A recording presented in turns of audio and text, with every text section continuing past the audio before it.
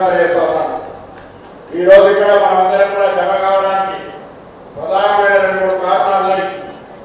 మనమందరం కూడా 10 సంవత్సరాల నుంచి తెలంగాణ సాధించుకున్న తర్వాత మనం కొత్తగా రేషన్ కార్డు కొరకు అడిగే సందర్భంలో రేషన్ కార్డు రానటువంటి పరిస్థితి.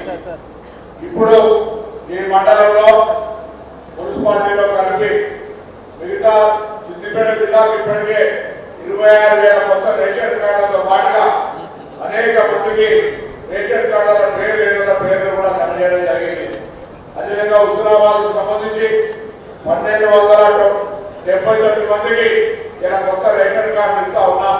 1,279 రేషన్ కార్డులు అంటే ఆ రేషన్ కార్డుల భార్య భర్త పిల్లలు కలిపితే 3,803 మందికి మనిషికి 6 కిలోల చొప్పున రేపు సన్నబియ్యం ఇచ్చే కార్యక్రమం కొనసాగుతా ఉంది.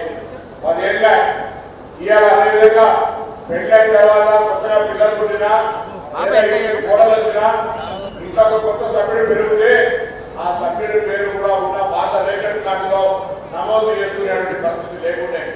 ఇవాళ ఆశ్చర్యంగా హుస్నాబాద్ మండలానికి సంబంధించి టౌన్ 1882 రేషన్ కార్డుల 2,733 మంది కొత్త పేర్లను కొత్త కలిపి 5,600 మందికి 6 కిలోల చొప్పున రేపు 1వ తారీఖు నుంచి రేషన్ కార్డుల యొక్క బియ్యం ఇచ్చే కార్యక్రమం కొనసాగుతోంది అన్నమాట. ఇలా దొడ్డు బియ్యం ఉంటే సన్న బియ్యం అందరికి వస్తున్నాయా? సంతోషమేనా బాగుందా?